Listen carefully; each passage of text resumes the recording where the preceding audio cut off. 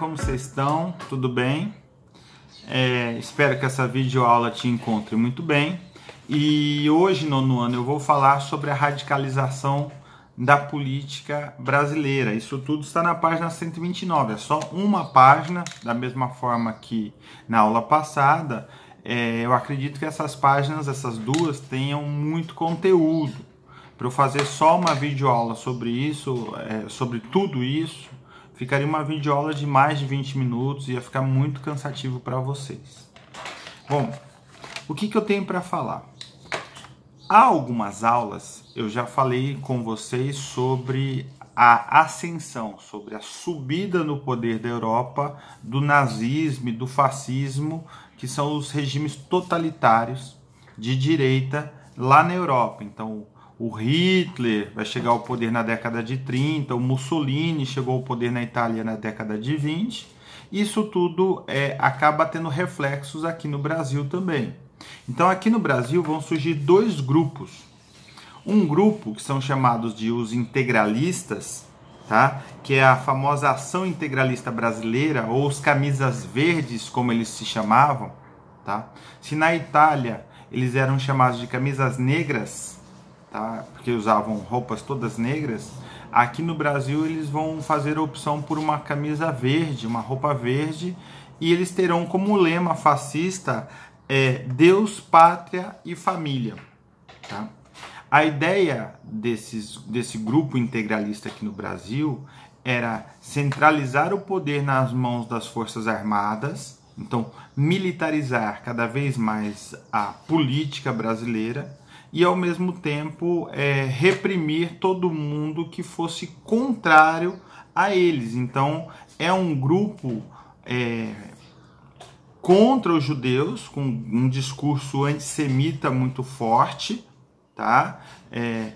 Absolutamente intolerante com as diferenças sociais, tá? Então, pregava-se a ideia muito clara de que os brasileiros eles eram todos iguais e que não tinha nenhum preconceito no Brasil, que não tinha nenhum problema no Brasil e que todo mundo poderia ser feliz. É lógico que isso não é a realidade no nosso país. Existem muitos problemas sociais, existem muitas diferenças sociais, preconceito, a gente tem todo tipo de problema no nosso país. Bom, do outro lado, contra esses fascistas, estava a Aliança Nacional Libertadora. Eu estou com o olho abaixado porque eu estou lendo aqui, obviamente. A ANL. A ANL era um movimento antifascista que reunia socialistas, comunistas e outras pessoas dos movimentos de esquerda em geral, anarquistas também. Tá? A ANL ela defendia uma política anti-imperialista. Para quem não sabe o que é o imperialismo, é quando uma nação se impõe sobre a outra, acaba desmandando na outra. Então era contra a influência externa sobre o Brasil, era isso que a ANL pregava. Ao mesmo tempo, ela era ela era a favor da nacionalização de empresas estrangeiras aqui no Brasil.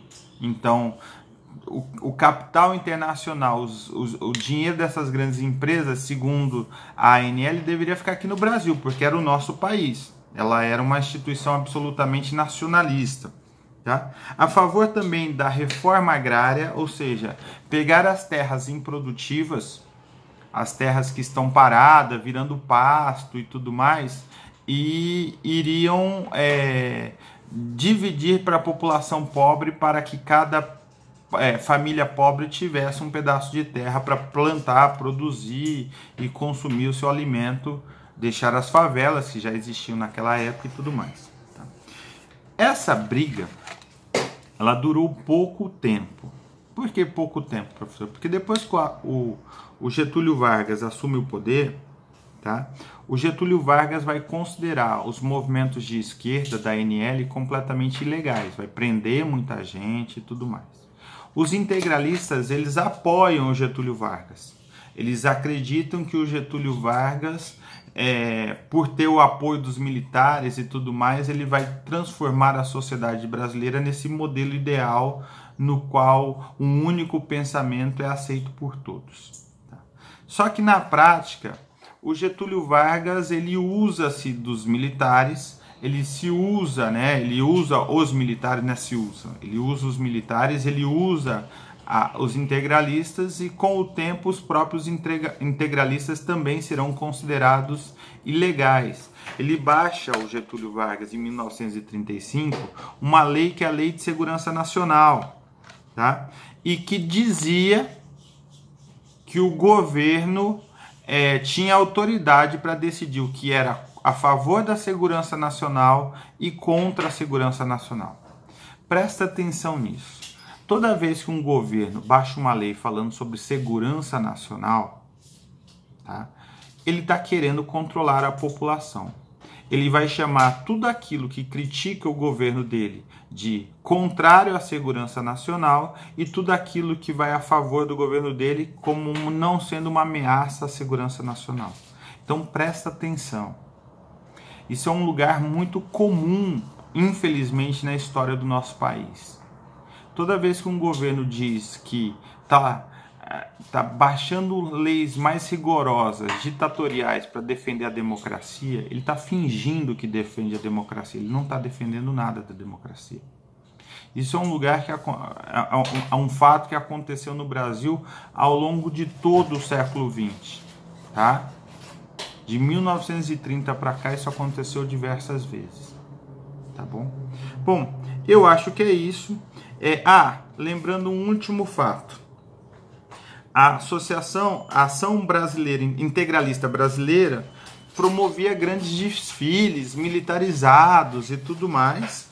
Uma foto muito legal está aí, na página 129 do seu livro, e eu chamo a atenção de vocês o seguinte: o Hitler, ele tinha o governo nazista alemão, ele estabeleceu um movimento de braço em que a pessoa põe o braço assim para cima e falava Heil Hitler, ou seja, salve Hitler,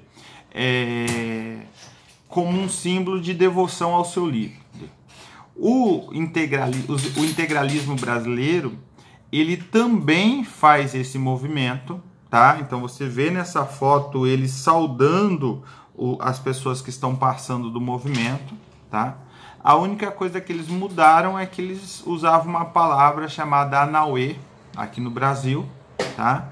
Que era uma saudação nossa, mas é inspirado no movimento nazista da Alemanha, do Hitler e tudo mais. É a mesma filosofia, é a mesma forma de pensamento, tá bom? Beijão, espero encontrá-los logo, mas principalmente espero encontrá-los muito bem. Se você tá vendo uma menininha linda ali, ó, pintando e desenhando, é porque minha filha tá ali, olha lá, ó. Olha pra cá, Gabi. Dá um oizinho pro pessoal. Beijão, gente. Tchau, tchau.